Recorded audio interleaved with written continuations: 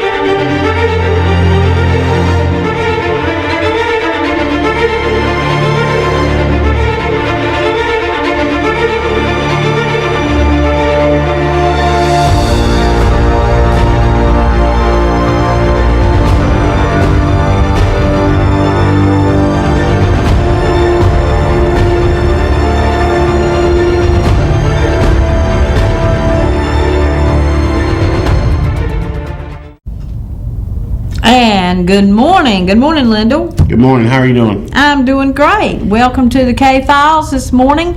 And I will say this morning now, but we do replay it on Friday nights at 7 p.m. and on Tuesday nights at 10 p.m. So this is the morning version, but you see the same thing at those times as well. Absolutely. And glad you mentioned the replays because we have a special interview at the end of the show. Oh.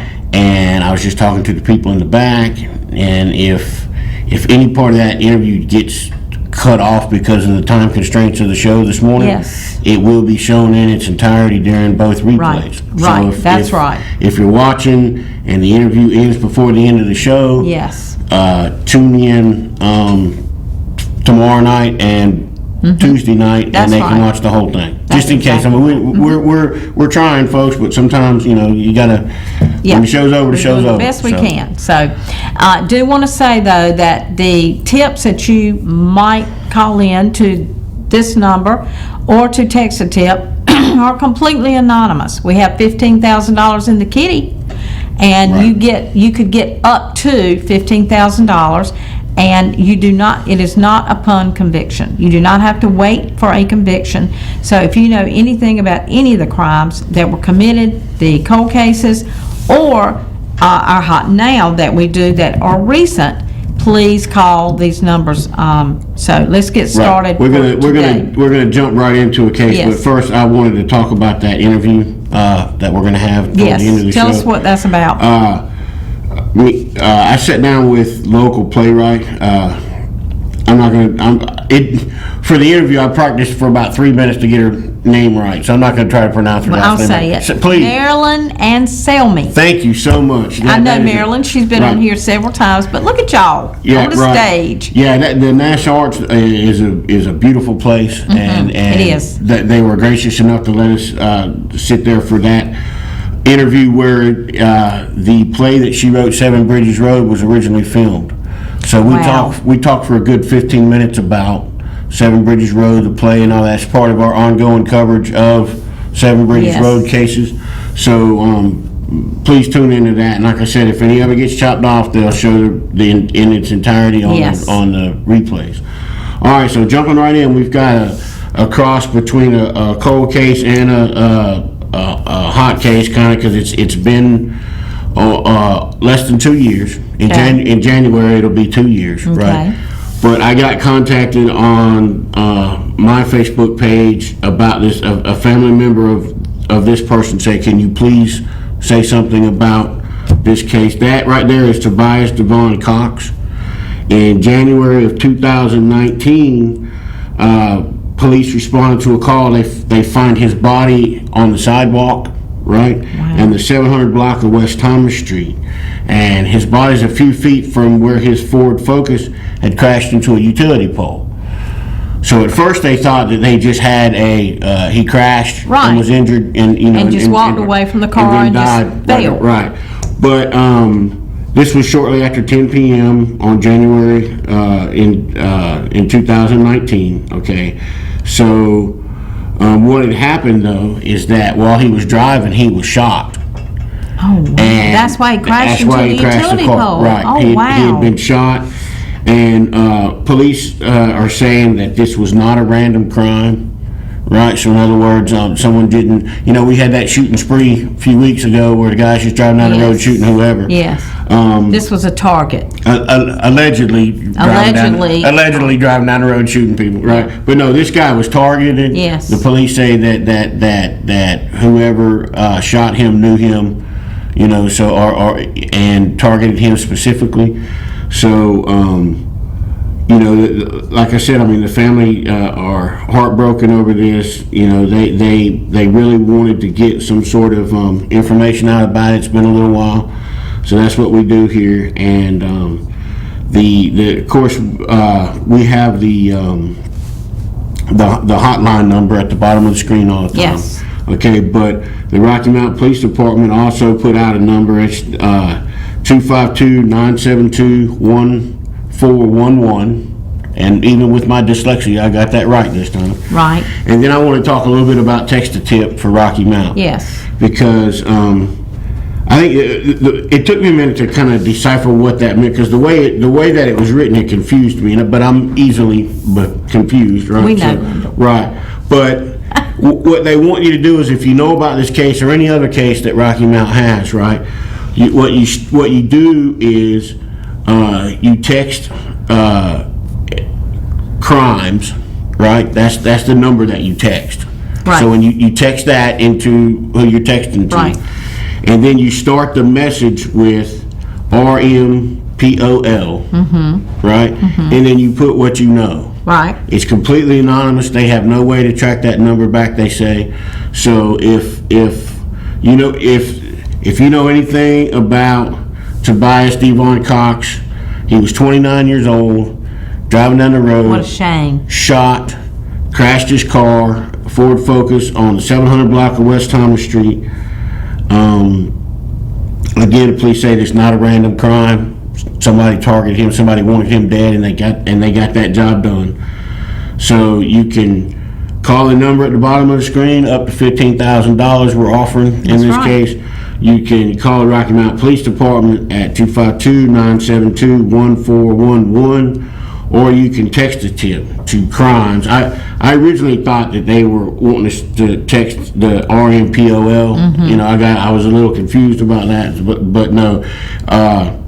You text a tip to crimes, just type in the letters. It will convert to a number once you type it in. We should be able to put that on the screen because we've had it in the past. Yeah, you just type in crimes, it converts to a number, and then you begin that message with RMPOL. Right. For Rocky Mount Police, and then you tell them what you know. Right. And it's completely anonymous. Okay, so the Cox family, like I said, after they posted to my Facebook page, I went back and looked at the obituary for him and all the things that people say about the guy. He's very missed by his family. Well, I'm sure. Absolutely. Sure. So give them a call. What's his name one more time? Yep, absolutely. Tobias Divon Cox, Rocky Mount resident, 29 years old, shot while driving his car on West Thomas Street. Okay, if you know anything, if there's anybody out there that knows anything about this, please call the number on the screen, or there it is, text that number right there with RMPOL. We put on my eyeballs, make sure. There you go. Yep, that's right. That's that. Remember on the old timey phone? Well, I guess it's still on cell phones, but people don't use it as much. Every number corresponds to 3, and all that good stuff. So type that and send that information in. I was thinking of what we're going to talk about in the next segment about what we do here, right? And the one thing that we provide in all of this stuff is publicity, right? Because that's right. The 2 cases that we're going to talk about after the commercial, I think are and I think cops are going to readily admit this. These 2 cases are never going to get solved without publicity. That's exactly right. Because the nature of these cases, and we'll get into them, I don't want to get into them now, but I mean the nature of these cases, that the 2 cases that we're going to talk about coming in up. The next segment, publicity is the only thing that's going to solve these 2 cases. And that's true in some. That's true in some cases. Oh yeah, absolutely. I mean, the detectives, they do, and they admit it. Police are really good in this area. Authorities are really good in this area for asking for help when they need it from the public. Right. And so what they do is they respond to the crime scene. Some of them are pretty easy to solve. The gun, the smoking gun, right? Oh yeah. So but they get to a point where the only way that a case is going to get solved is if somebody comes forward. Right. And they can't talk to everybody. Right. So they use Crime Stoppers. Absolutely. They use us. They use a lot of times they just send out. They use their social media, or they send out emails asking the media to write about certain cases, or to talk about certain cases on the air or whatever. So what we're doing is trying to facilitate that. That's right. In a way that, especially for these older cases, because these older cases, people, no one. I mean, in these older cases, publicity is the only thing that's going to happen. Oh yeah, that's right. Because no one's going to just magically come forward. I was talking to Captain Staten one day, and he said that there was a case when he was early in his detective career. After several years, a guy just walked into the police department and said, "Hey, I killed so-and-so." Wow. Yeah, that ain't going to happen. That doesn't happen often. No, that's probably the only time that ever happened here.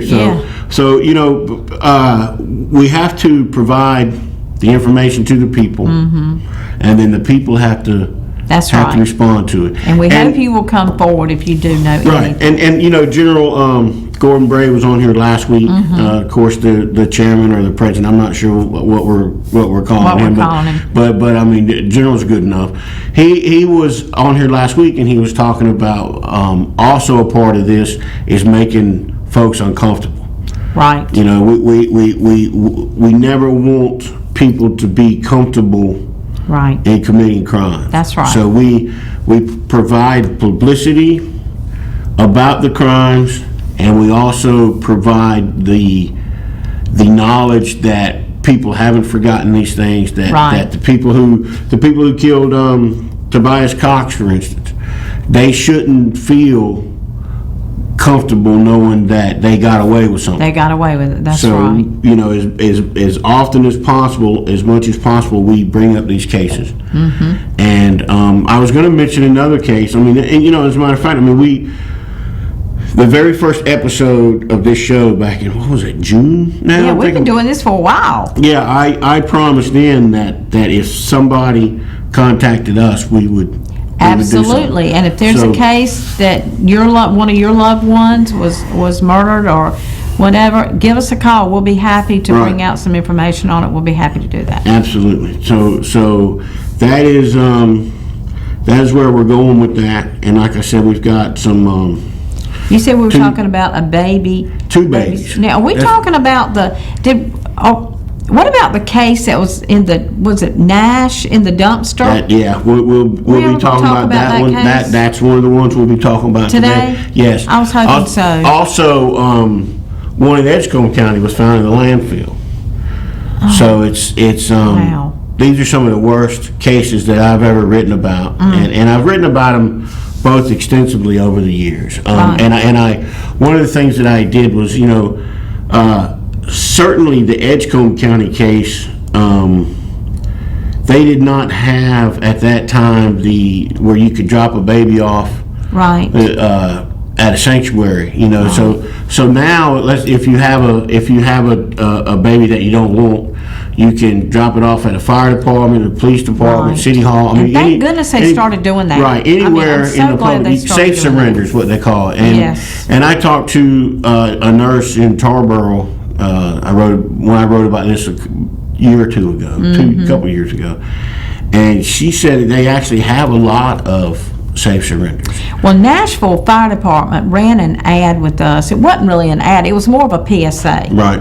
To let people know that when they come up with that a few years ago, I remember working with Cleve Hunt, and he wanted to run something on TV to let people know that you could come to the Nashville Fire Department. Of course, that's not the only one, but I remember doing that. Yeah, I mean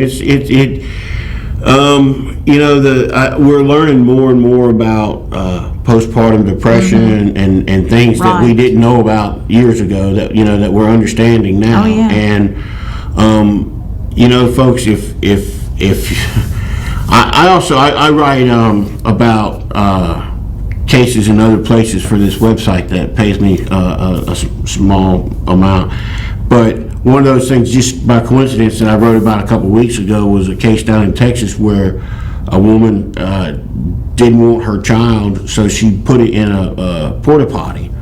She dumped it right down the drain in the porta potty. gracious. Yeah, and so these are always the worst ones. Yes, they are. I was at one time going to school to be a preacher. That didn't quite work out, but everybody knows how forgiving that Jesus was, and in his ministry here on earth and all that stuff. But one thing he talked about was, you hurt children, you ought to get a millstone tied around your neck and sunk to the bottom of the ocean. So these are is serious situations, serious crimes, and we'll talk about it here in a minute. Okay, we'll be right back. If you recently lost your job and your health coverage due to the COVID-19 pandemic, and you think you may be eligible for Medicare, you probably have more questions than answers right now. Statewide Insurers Group, All Things Medicare, can help you with that. We can provide the guidance and the answers that you need to get the benefits you may be eligible for. Don't let this time of uncertainty jeopardize your eligibility for your Medicare benefits. Remember, relationships matter. Call Statewide Insurers Group today for the answers that you need now. 316-8166. In the market for new or used guns, look no further than Carolina Jewelry Pawn and Gun. Whether you want to buy, sell, or trade, we got you covered. While you're here, check out our large selection of jewelry. We offer gold, silver, diamond, and beautiful estate jewelry. Looking for electronics? We have almost anything you can think of. We always carry new and used guns, so come here first and shop with a local business you can trust. Carolina Jewelry Pawn and Gun, serving you for over 25 years. 443-1668, 2552 Sunset Avenue, Rocky Mount. Yeah, I did. Okay, welcome back to the K-Files this morning. Okay, let's talk about the babies. Yeah, very, very somber conversation that we need to have about these children. So we have two in the area, and we're going to talk about both of them. The first one's going to be Nash County. Okay, so and this information, by the way, I need to plug the Team Cold Case website, because more people need to be Yes, looking at that, absolutely. because Fighting Crime administers that website for us as well as There our we own. go. And all of this information can be found on there. There's a lot of information on there, and it's also building. We're building a system there where people can go there and look at all of the cases in the area. Right. You know, so That's so good. it's a way where if there's anything that you're interested in, or a case that you're interested in, or whatever, Right. we can find that information on there. And so people need to they need to like that page, and it needs to have more likes, and more people need to look at it. Right. Okay, so and this information is on that website as well. February 7th, 2007, a homeless guy's digging around in the dumpster behind the food line on Harbor West Drive, right? He digs out a Cheetos bucket. You know, they used to sell Cheetos in a big giant bucket Right. sometimes. And he pulls out a Cheetos bucket. He looks inside of it, and there is a newborn baby that was wrapped in a T-shirt, stuffed in the bucket, dumped in the dumpster, right? Unbelievable. So, like I said, there's really not a lot of physical description to go with it. It's a male. They thought he was maybe about 2 days old. He still had the umbilical cord attached. Right. You know how it takes a few Yes. days for the umbilical cord to drop off.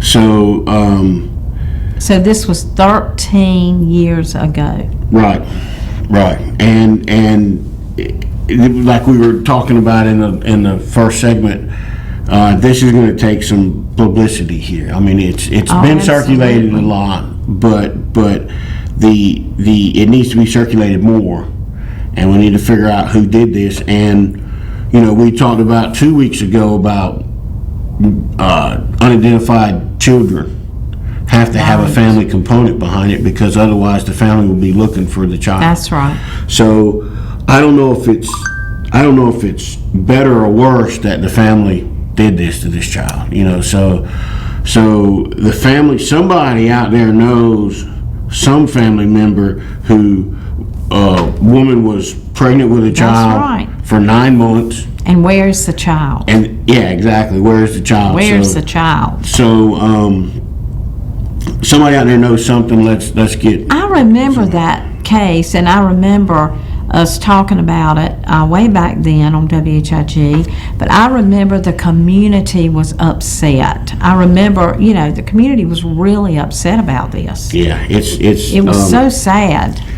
It's disturbing. So now we go to Edgecombe County. Okay. Right now, these cases are not related anyway, Right, other than their babies that have been thrown away like trash. Right. Okay, so in Edgecombe County, another male infant. This Okay. was February of 1994. So, you know, that's even much Wow, that's longer further ago. back. Right.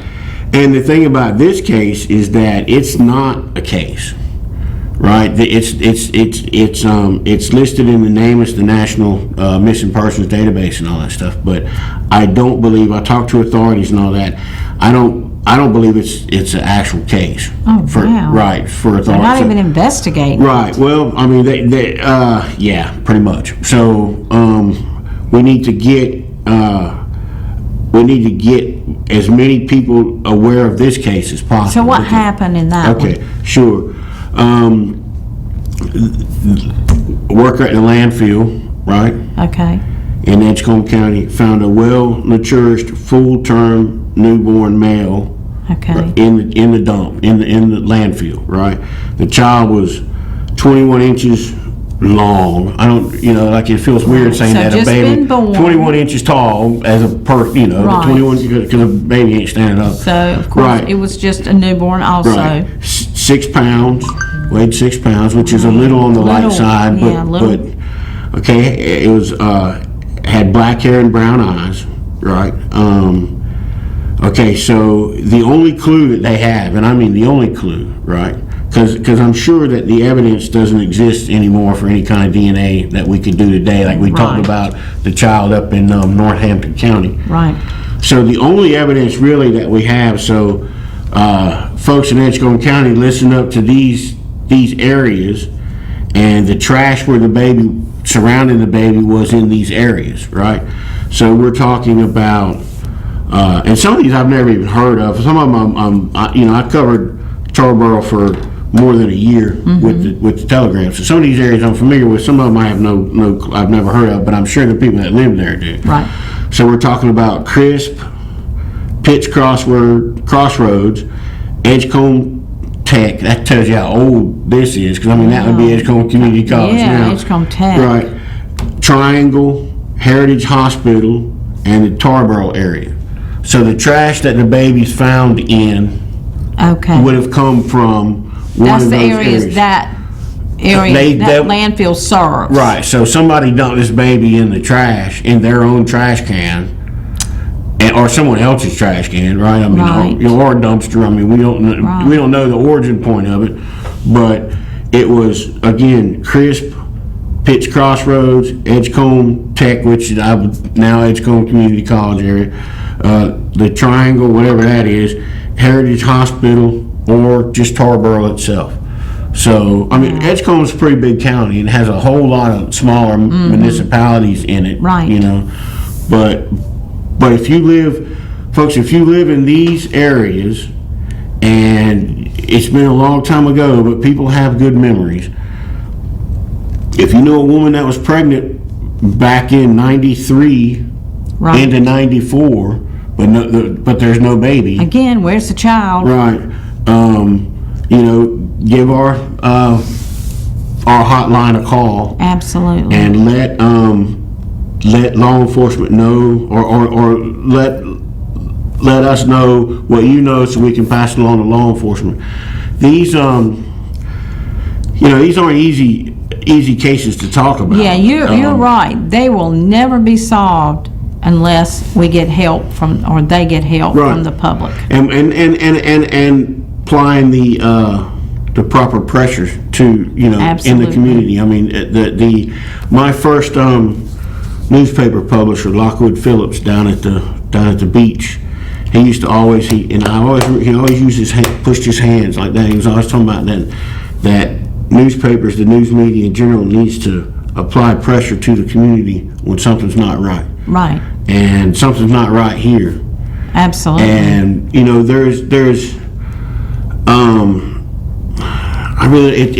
it's such a political issue. I don't really know how to bring it up, but I mean, with abortion, right? Whatever side you fall on that issue, whoever these people are,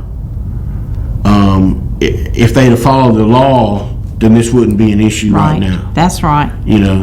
But they didn't follow the law, and I don't know why. I don't know what the issue is. I mentioned earlier that I wrote about another case in, I want to say Indiana, maybe Kentucky, one of the two, where a boyfriend, a 19-year-old girl had a baby. The boyfriend, also 19, didn't want it, and so he took it from her. Oh, dear. And he killed the baby.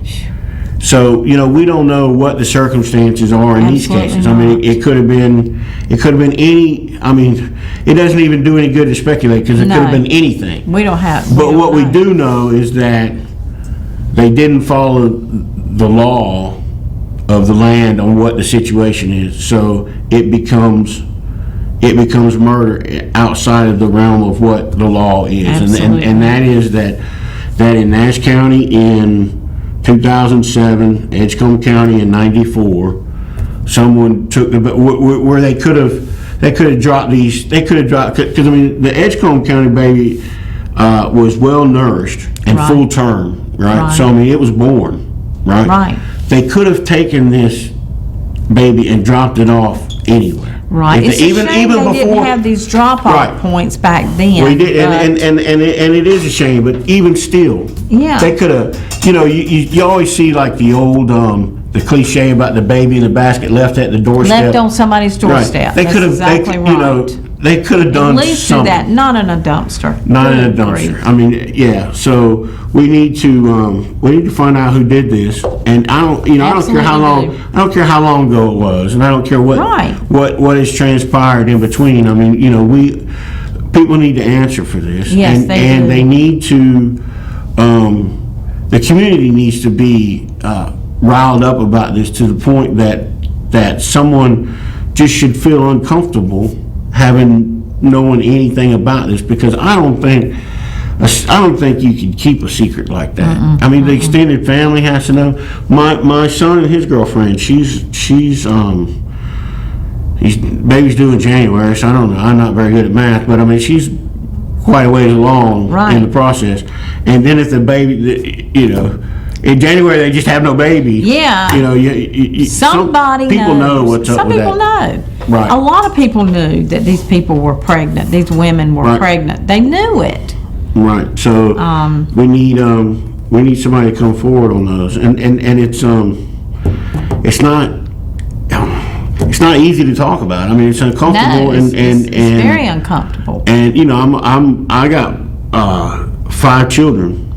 I got one in Chicago, one in Japan, and one almost out the door that I'm really pushing him out the door as fast as I can. You can't even imagine in your mind, Lyndall, No, doing I that to can't. any one of your 5 children. No. Now, you probably had days that you said, okay, today is punch my kid in the face day. Yes, But almost every day. But I had 5. Basically, I had 5 teenagers. I did because gosh. we had How we did had you them. do Yeah, that? we had them very close together. I think within like a 7-year period, we had Yeah. 5 children. So all 5 of them were teenagers at the same time. Wow, So they yeah, were. it was drive daddy crazy day. You know. But you don't do it. Right. And you don't, Well, unfortunately, these people rob themselves of ever knowing what that's like and with this child. today they're sitting there wondering, what would my child be like? Right. I'm sure it would have been a wonderful experience. Now I don't have them. It's a sad. I talked to Spur of the moment decision. the guy at the Could have medical. been. Yes, the guy at the state medical examiner's office that handles all the bones. Any unidentified body comes, he has the custody of that body there. And I've talked to him several times, and they have a lot of cases like this. I think it was. Okay, I'm gonna get the city wrong, so I'm not even gonna say. I'm like the general taught me last week. If you don't know, don't. A city somewhere in central North Carolina, they somebody moved into a house, right? So we got a new house, and Right. then they found like 4 dead babies in the crawl space. Holy So cow. yeah, so it's kind of scary what the horrors that our neighbors. So telling how are- often that happens. Right. But now, okay, think like this. Okay, the baby had to have a pediatrician. Well, The mother you would had to hope- have an obstetrician. You would Let's hope. put it that way. You would hope. Yeah. I mean, But you never know. right? They But could have didn't just. that doctor wonder where's, they're not coming back for doctor visits? Maybe they didn't have a doctor. But if they did, doesn't the doctor wonder what Right. they're not, where's the baby? Why aren't Yeah. they coming back? I mean, So, I don't people know. know. I mean, there are people People that. that know, people know. And sometimes, a lot of times, what we see in these cases too, though, is the family moves. Early when I've been married 25 years.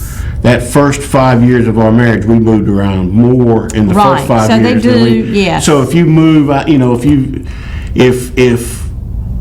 if it's moving day and you don't want to take the baby with you, just throw it in the dumpster on your way out of town. Well, and that then- happened. Now, I do want to say this, that happened to the cat I rescued. Really? He was found in the dumpster. A lady found him in the dumpster, and I have him, and I'm so glad to have that cat. That's nice. My wife can't say no to cats. I can't say no to cats. Not one that was in the found in the dumpster anyway. Right. So anyway, this is terrible. 2 terrible cases that we know of. So many others, according to the, the it coroners. happens. It happens a lot. So if anybody knows anything, please come forward, because these 2 people, are criminals. Right. They okay. really are. They're absolutely. murderers. Absolutely. So, when we come back from commercial, we're gonna have the interview that I did with.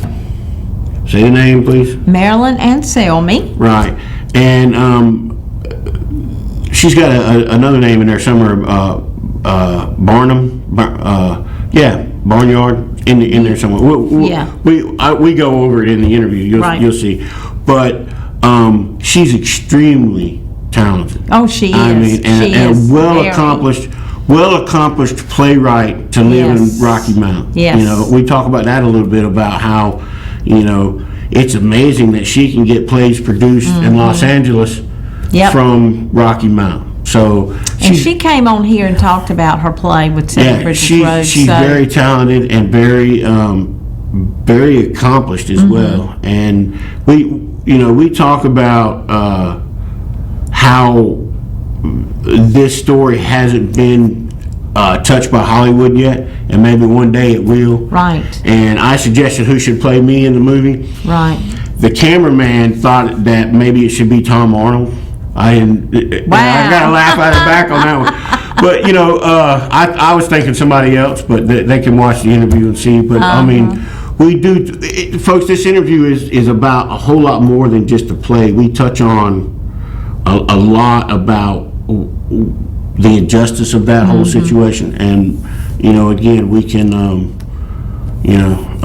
watch it, folks. And if you end up not being able to see the last couple minutes of it, maybe it will be on the replay. 7:00 p.m. on Friday and 10 o'clock on Tuesday. That's exactly right. So anyway, I hope you enjoy this segment with the interview with Marilyn. She did do the play about Seven Bridges Road, so hope you'll watch. If you recently lost your job and your health coverage due to the COVID-19 pandemic, and you think you may be eligible for Medicare, you probably have more questions than answers right now.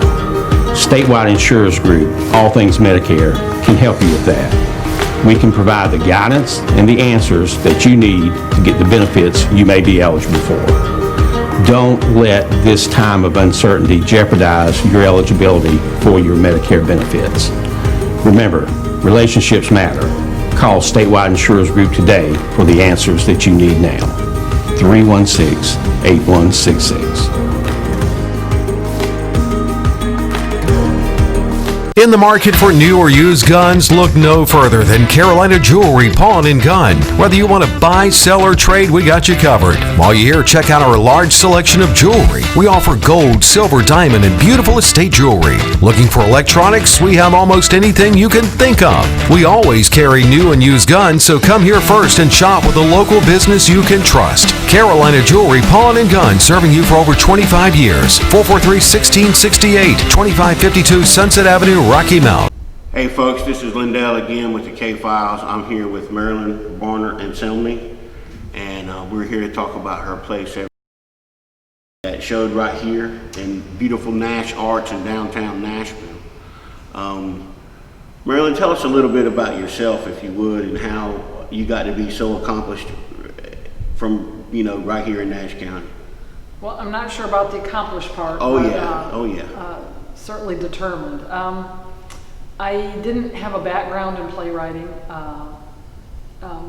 My son was killed in 2007. He was a theater student at DePaul University in Chicago. And my first play literally fell into my head after I attended an honorary service that they provided for him in Chicago. So, I had no idea about writing plays. I've always enjoyed theater and did a fair amount of reading and scripts, but it just came about accidentally, literally. And so my first play, I started submitting it with no idea of the odds, and it was actually performed in New York City and Chicago. So I thought, well, there can't be much to this. Right. But not having a background in theater and not having an MFA in writing is certainly a disadvantage. And also, I've discovered being in rural North Carolina is a disadvantage. Yes. But I'm relentless, and so I've submitted, and so I've had productions in 35 states, and one in Germany, and so it's been a interesting and certainly unanticipated ride. Right. So I like to, typically I write about subjects which resonate with me, and that tends to be social justice issues. So certainly Seven Bridges Road fit into that category. Right. So how did tell us a little bit about that? How you stumbled across that? Well, it was actually your article that was the synopsis of the cases more than a decade after Right. they were over. So I read that in the local newspaper, and I just thought, there's got to be a play in this. It had all of the elements of, the racial tension, the socioeconomic tension, just the legacy of discrimination that Right. that is And something that I had written about in that story that you really latched onto for the play was the fact that you have all these. Meanwhile, there's a thing called missing white women syndrome, and that is that whenever a white woman goes missing, the media goes Exactly. nuts, especially if she's blonde hair, blue eyed. I mean, and prominent. right, Yeah. or just beautiful. I mean, that doesn't right. And so when that happens, the media, the mass media, the mainstream media, everybody just goes nuts over this one case. Meanwhile, all around us, there are people, Right. missing every day. Absolutely. And so what I based my story on was in when those women were going missing and murdered down here in Rocky Mount. There was a case in Jacksonville where I was actually a reporter there working on it. Maria Lauterbach was killed by her boyfriend and buried in his backyard for a while. It was a very, like you said, it had all the elements to interest people. But, it was kind of alarming to me to look back, to have moved here and come to work here and then look back and see that, wow, at the same time that 12 or 13 women of color were missing and then found murdered, here's one white woman that got so much attention. I mean, I ended up on Nancy Grace and a whole bunch of other shows all about this one girl, which, I mean, I'm not saying that she doesn't deserve the attention that she got, but it's always lopsided. Exactly. And then when I got here and I learned about a nice lady named Debbie Corngay, who, and I probably mispronounced her last name, I'm sorry folks, but she was a prominent lady in Nash County, and she was working down at the soup kitchen. Right. In 2007, she got stabbed to death by a homeless guy.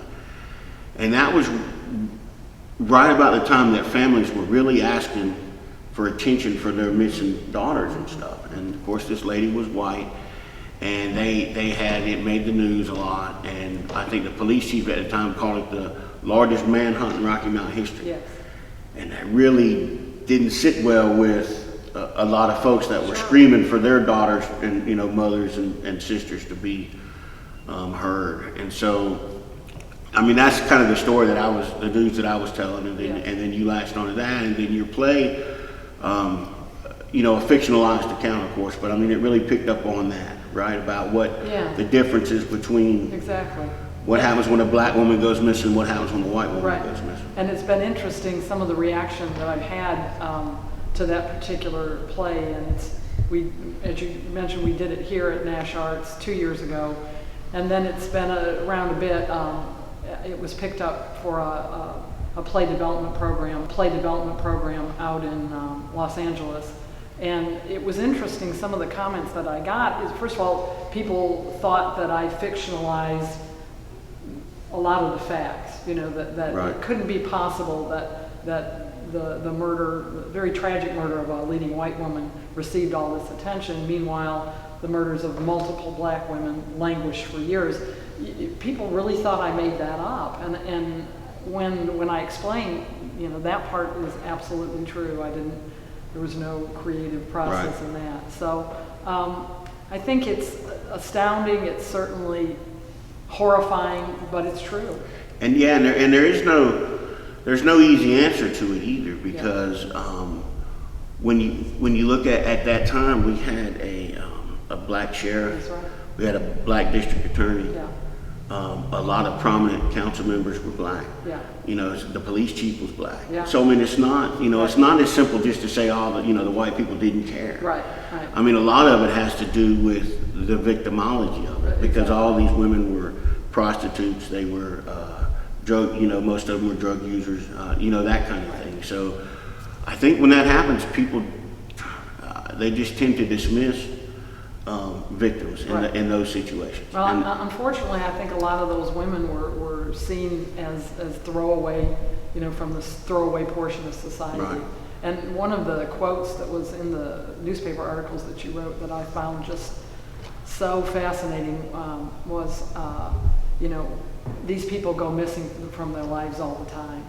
Right. And if you don't care, we don't care. And I can't remember, it was the sheriff. No, that was Chief Manley who Okay, said that. And okay. he told GQ that, and then he later came back and said that's not exactly what Right, he meant. right. But I mean, he never really said he didn't say that Yeah. either. So, yeah, and it bears repeating too. He said that, you know, if families don't care, Exactly. why should I care? Right.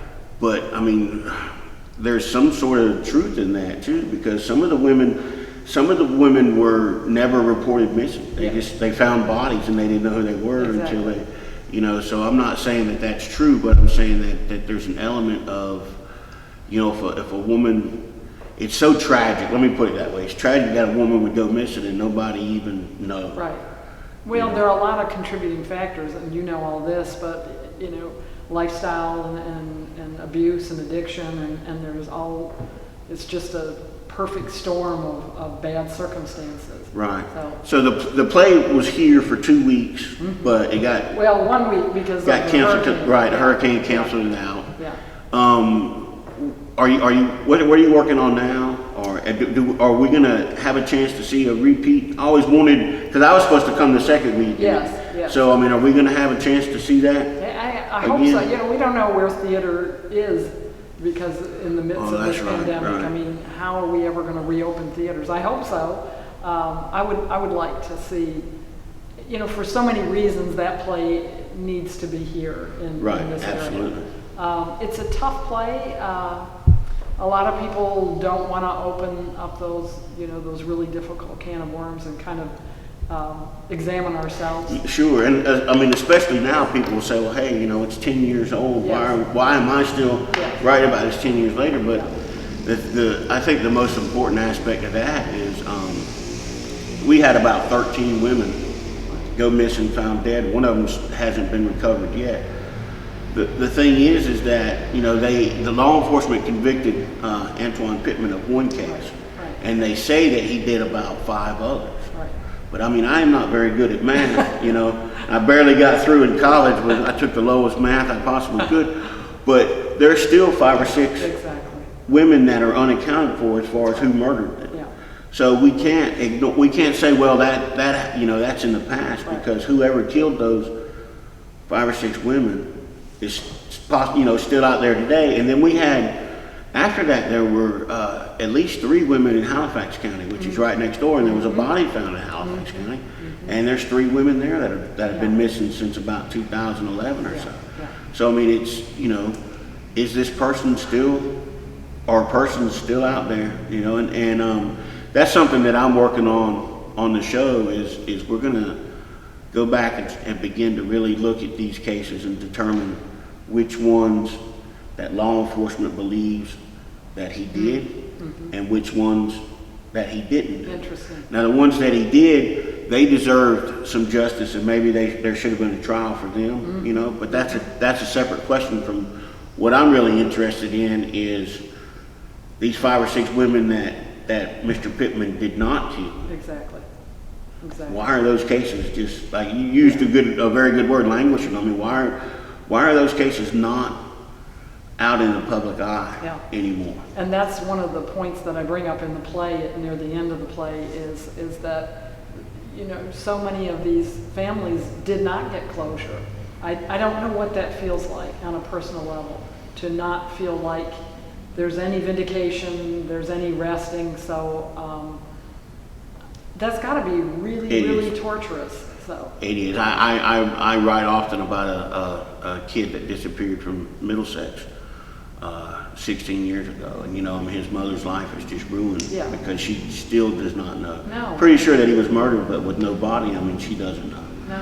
And it's the same thing with these mothers. You know, they had an organization. Some of the mothers have actually died. Yes. I know one in particular who has passed away, and so she never got that closure. I mean, closure is such a sometimes it's such a cliched word, but there's no better word for it. I mean, that's what they need that, and they're not getting it. So, I mean, you know, not only do we have a killer on the loose that everybody seems to have forgotten about, we also have families with no justice whatsoever. One thing that I was really impressed with that Shelley Gray, who's the executive director here at Nash Arts, did, because I think some of the families had the perception that I was taking advantage of their situations, which I understand, and I spoke with some concerned family members. But Shelley made sure in the lobby here at Nash Arts to have photos of all the women. Nice. And made sure that the large part of this was in honor of their lives. Sure, I mean, you know, it's how the message gets out. I interviewed a gentleman named Jamal Farrar a few weeks ago, and he made a independent film, exactly, a fictional independent film based on the same things we're talking about. And your play, his film, I mean, that's how stories perpetuate, you know, because without it, I mean, I can't write a news story about it all the time. I mean, you know, and sometimes people, they need something to grab their attention. They need something to, you know, to see or whatever. And I think your play has done a great job. Like you said, I mean, they did what, like table reads out in California? No, it was performed. It was performed. Yeah, okay. We did fantastic. Yeah, it was very well received, and it was interesting to hear, you know, Hollywood actors giving voice, but they practiced their Southern accent and were nice. Were very, well, maybe somebody will come along and pick it up and make a major motion picture out of it. I know there's a couple of documentaries in the works. Yeah. You know, and I guess all that leads. You know, you start news, plays, independent films, documentaries. Eventually, maybe we'll get a Matthew McConaughey movie out of it. You never know. I mean, he could play me. I don't know.